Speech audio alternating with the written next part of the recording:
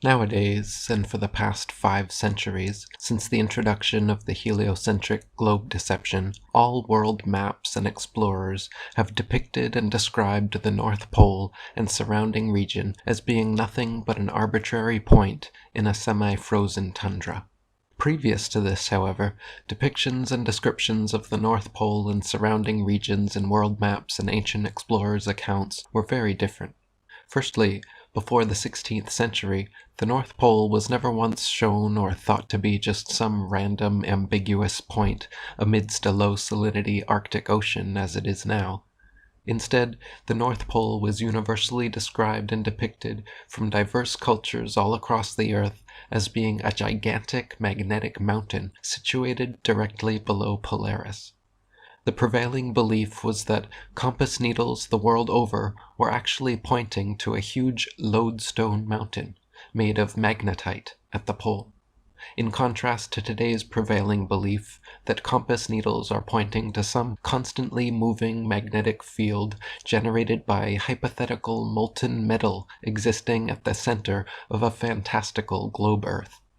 While neither claim can be confirmed or denied without independent exploration and experimentation, it should be noted that nowhere in nature can we find molten metal which retains any significant magnetic properties once heated past the Curie point, let alone create some convoluted, constantly moving dipolar field as is claimed by proponents of the fantasy ball Earth. Ancient Buddhist, Vedic, and Jain traditional cosmologies all state that at the North Pole magnetic center point of Earth exists a circular mountain of magnetite called Mount Meru. Puranic and Sumerian traditions also referred to this place, calling it Mount Sumeru. In ancient Iran they spoke of Mount Hara Barazati, with a celestial spring on its highest peak in the realm of the stars. In early Chinese writings there is Mount Kunlun, with a bronze pillar of heaven at the summit where the immortals dwell, often also called the Pearl Mountain, a paradise home of 4 great rivers around which the heavens revolve. The Turkmen tribes of southern Turkestan told of a copper pillar that marks the navel of the earth. The Mongols wrote of Mount Sumber, with the Zambu tree on its summit. The Buryats of Siberia talked of Mount Sumur, with the North Pole Star fastened to its summit. The Siberian Dalmaks spoke of a mountain lake from which 4 rivers flow to the points of the compass. The Egyptians wrote of the Mound of the First Time, which was the first land to appear from the waters, and is the dwelling place of the high god, the source of light. The Muslims wrote of Kaf, and the Zoroastrians wrote of Gurnagar, the world-encircling mountains. The Navajos spoke of Encircled Mountain, which was surrounded by 4 directional mountains. The Dogon tribe of Nigeria told of a cosmic pillar spanning 14 worlds, which was the roof post of the house of the high god Amma. The Warao Indians of the Orinoco Delta in Venezuela speak of a cosmic axis extending above the center of their Earth disk. Ancient Greek mythology referred to Mount Olympus, the home of the gods. The ancient Germans told of Irminsul, a universal column which sustains everything. The Norse Edda spoke of Asgard, the burg of the gods, rising in the center of Midgard, the circular earth. Ptolemy recounted a legend involving magnetic islands which exerted such strong attraction that ships with metal nails were held in place and unable to leave. In the Arabic legend, 1001 Nights, a magnetic mountain pulls all the nails right out of their ship, causing it to fall apart and sink. The second tallest mountain in Tanzania is even named Mount Meru, after its primordial partner at the pole. Richard Thompson wrote, "In many traditions, the world mountain is identified symbolically with some local mountain. This is illustrated by Mount Olympus of the Greeks, Mount Alborz of the Iranians, and Mount Kunlun of the Chinese. In Near Eastern tradition, the world mountain is the small hill in Jerusalem known as Mount Zion. Thus, the circular continent centered on Jerusalem in medieval maps also possessed a symbolic world mountain." John Phillips wrote, "Jerusalem was Paul's lodestone. The ancient mariners who set sail in their little cockle-shell boats tended to hug the coastline, not daring to get too far from land. Aids to navigation were few, and their vessels were at the mercy of wind and wave. The slightest sign of a storm would send them scurrying for refuge.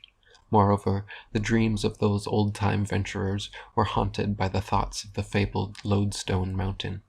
They believed it had the power to draw their vessels to shipwreck on its shores against all the pull of tide and wind.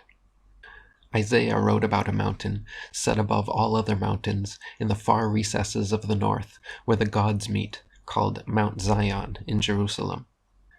Genesis, Ezekiel, and Enoch all mention a paradisical Eden, the mountain of God, and source of 4 main rivers.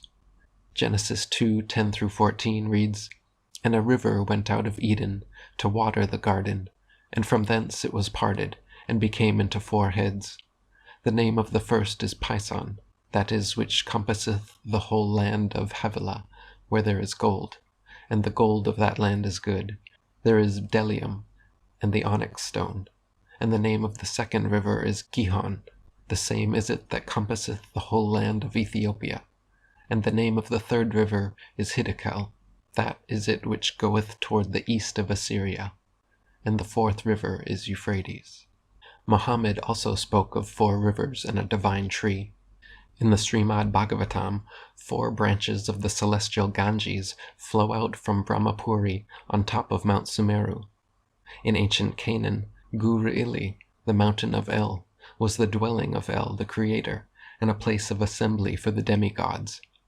In one Phoenician ivory carving from around 1000 BC, a deity is shown dressed to represent a mountain with 4 streams coming out from the mountain god-man at right angles. Similarly, in an ancient Akkadian hymn to the goddess Ishtar, she is addressed as the queen of the mountain of the world and queen of the land of the 4 rivers of Erech. And she says, "I am lord of the steep mountains which tremble whilst their summits reach to the firmament."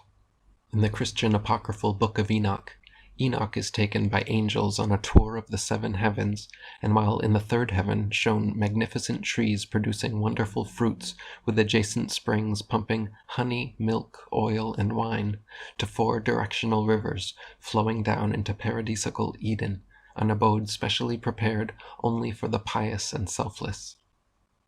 Similarly, in the Hindu cosmology, 4 trees in Alavarta Varsa stand on great mountains producing rivers of nectar and honey, like fountains of youth, providing health and vitality to all who drink of them, while the central tallest jambu tree rises to incredible heights and seems to cover all the heavens. Richard Thompson wrote, "In the Bhagavata Purana, Mount Sumeru is surrounded by 4 great mountains, surmounted by 4 gigantic trees. These include the Jambu tree, after which Jambudweep is named. 4 huge lakes of milk, honey, sugarcane juice, and pure water are located between the 4 mountains, and these lakes confer mystic powers on the celestial beings who bathe in them. There are also 4 celestial gardens near these lakes. From the foot of each of the 4 trees, there flows a river that either emerges from the tree itself or from the fruits of the tree. These rivers of honey and different kinds of juice flow throughout the region of Ilavarta Varsa, surrounding Mount Sumeru, and they confer freedom from fatigue, disease, and old age on the inhabitants of that region." The Yaku people of northeastern Siberia have their own strikingly similar ancient myth, where a world tree of immeasurable age exists at the navel of the earth, just like the Hindu Jambu tree is born of the umbilical knot of Brahma. The Yaku world tree reaches into the high heavens with cones 9 fathoms long and sap which imparts youthfulness on all who consume it. Near the Yaku tree also lies a lake of sweet milk, which is where the popular modern Japanese milk company Yaku doubtless gets its inspiration.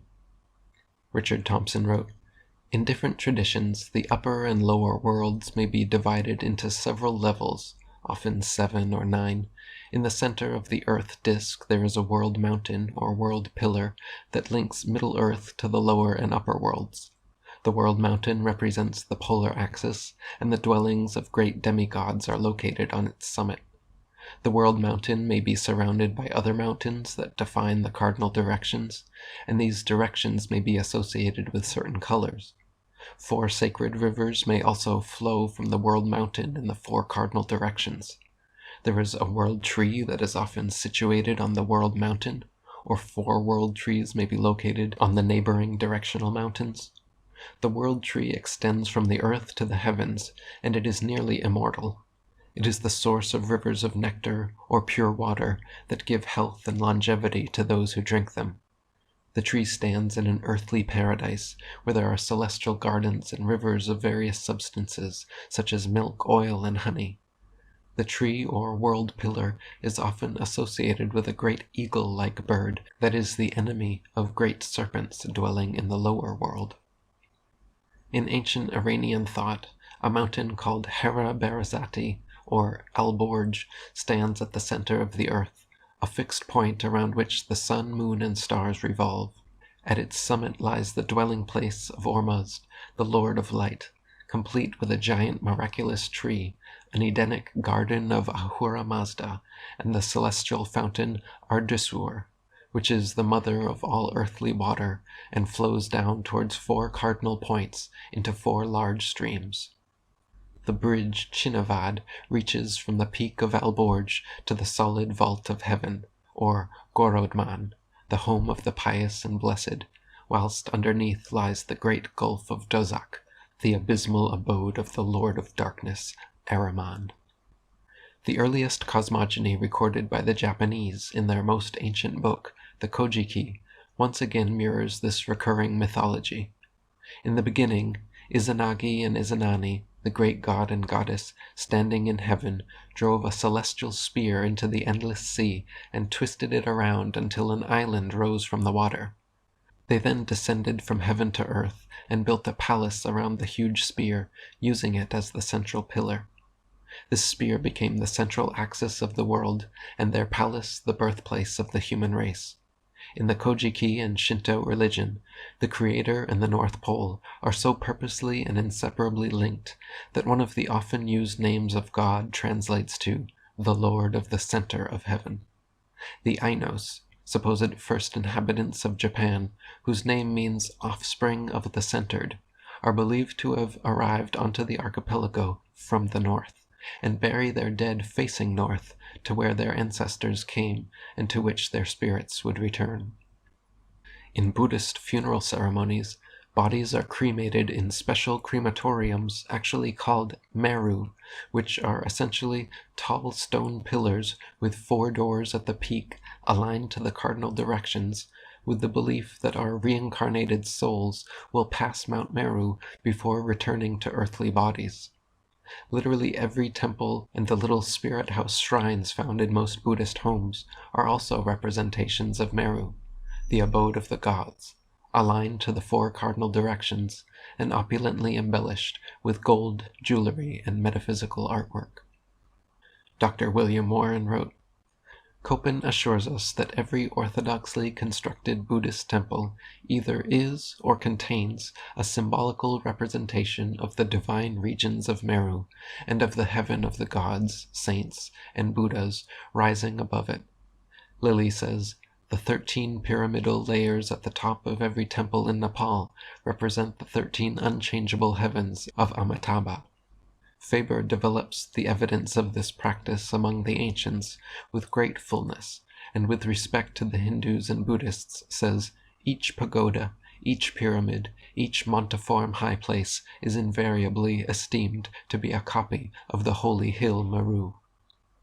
Ancient South American traditions also believed the human race was birthed in the farthest north, upon the highest of mountains, surrounded by perpetual clouds, fountainhead of the world's waters, and home of god Tlaloc, residing on their sacred paradise mountains, Tlapalan.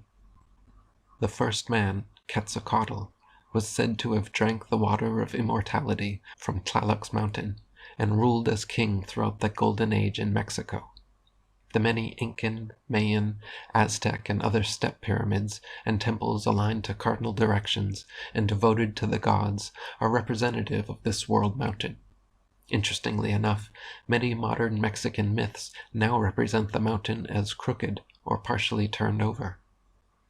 Similarly, in the ancient Chinese Taoist tradition, a myth over 4,000 years old refers to Shang Te, the highest of all gods, who lives in Si-Wei, described as a celestial space above the North Pole.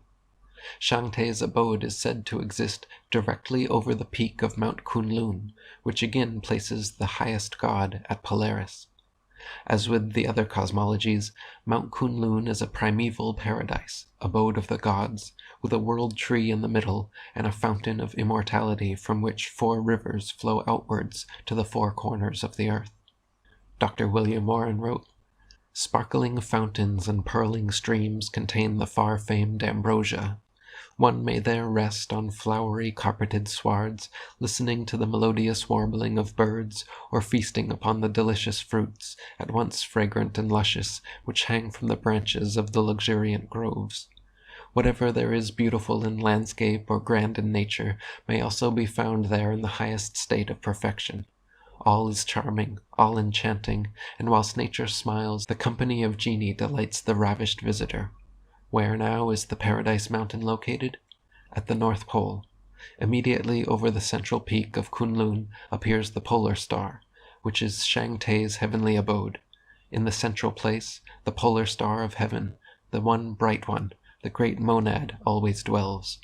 In accordance with this conception, the emperor and his assistants, when officiating before the altar of heaven, always face the north. The pole star itself is a prominent object of worship." Both the ancient Orientals and Greeks turned to face north before commencing prayer. Homer states that when addressing the gods of Mount Olympus, they would stretch their arms toward the northern sky, and Plato also confirms that this holy habitation of Zeus was placed in the center of the world. Heraclitus said that it touches the ether and casts a shadow 5,000 stadia in length. Herodotus stated the mountain to be very tapering and round, so lofty, moreover, that the top cannot be seen, the clouds never quitting it either summer or winter. The natives call this mountain the Pillar of Heaven, and they themselves take their name from it, being called Atlantes. They are reported not to eat any living thing. Strabo claimed it was an earthly paradise, with gigantic olive trees and grape clusters a cubit in length. Pliny described a river of milk descending from great heights, and called the mountain a fabulosissimum. Maximus Tyrius claimed the ocean waves stopped short before reaching the mountain, standing up like a wall around its base, though unrestrained by any earthly barrier. Nothing but the air and the sacred thicket prevent the water from reaching the mountain. In the Phaedo, Socrates is quoted as saying, "All things that grow, trees and flowers and fruit, are fairer than any here, and there are hills and stones in them, smoother and more transparent and fairer in color than our highly valued emeralds and sardonyx and jaspers and other gems, which are but minute fragments of them. For there all the stones are like our precious stones, and fairer still. The temperament of their seasons is such that the inhabitants have no disease, and live much longer than we do, and have sight and hearing and smell and all the other senses in much greater perfection. And they have temples and sacred places in which the gods really dwell, and they hear their voices and receive their answers, and are conscious of them, and hold converse with them, and they see the sun, the moon, and stars as they really are." Dr. William Warren wrote, "The evidence that in ancient Hellenic thought also the heaven of the gods was in the northern sky is incidental, but cumulative and satisfactory. For example, heaven is upheld by Atlas, but the terrestrial station of Atlas, as we have elsewhere shown, is at the North Pole. Again, Olympus was the abode of the gods, but if the now generally current etymology of this term is correct, Olympus was simply the Atlantean pillar, pictured as a lofty mountain, and supporting the sky at its northern pole. In fact, many writers now affirm that the Olympus of Greek mythology was originally simply the North Polar world mountain of the Asiatic nations. The ancient Germanic and Finnish people also, when praying or sacrificing to the gods, always faced north, and in the Scandinavian Eddas, both Asgard and Nidavellir are represented as the navel, or center of the world. For them, atop the Yggdrasil tree at Earth's center was the heavenly Asgard, home of the gods. Today we still pay respect to this primitive tradition at Christmas when we top our symbolic world trees with a bright yellow pole star. Dr. William Warren wrote, "We have already seen that the term navel was anciently used in many languages for center, and that the pole or central point of the revolving constellations was the navel of heaven. But as to the celestial pole, there corresponds a terrestrial one. So it is only natural that to the term the navel of heaven there should be the corresponding expression the navel of the earth. Beginning with Christian traditions, let us make a pilgrimage to the Church of the Holy Sepulchre at Jerusalem. There, in the portion belonging to the Greek Christians, we shall discover a round pillar, some 2 feet high, projecting from the marble pavement but supporting nothing. If we inquire as to its purpose, we shall be informed that it is designed to mark the exact center or navel of the earth. Early pilgrims and chroniclers refer to this curious monument, but its antiquity no one knows. In the Indian Puranas, both the terms navel of the earth and navel of heaven are used repeatedly and always referring to a place not in or near India, but rather at the North Pole. Hymns from the Rig Veda speak of the supporting column of heaven, otherwise known as the Atlas pillar of Vedic cosmology, and describe it as standing upon the navel of earth. In the 5th verse of the 185th hymn, day and night are represented as twin sisters in the bosom of their parents, heaven and earth, where they lock arms and spin circles around a common center point, namely the navel.